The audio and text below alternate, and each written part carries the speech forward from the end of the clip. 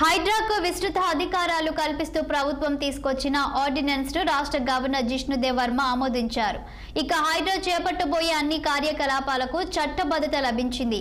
ఈ చట్టాన్ని రాబోయే అసెంబ్లీ సమావేశాల్లో ప్రవేశపెట్టి ఆమోదించనున్నట్లు తెలుస్తోంది. అప్పటి వరకు హైడ్రాకు ఈ ఆర్డినెన్స్ రక్షణగా ఉండనుంది.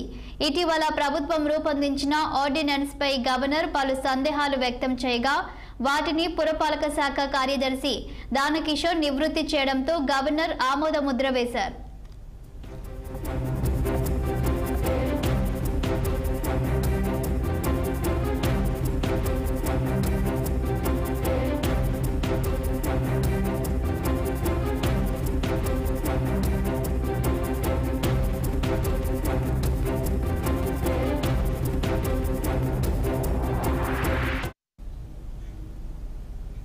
గాంధీ జయంతి రోజు కూడా యథావిధిగా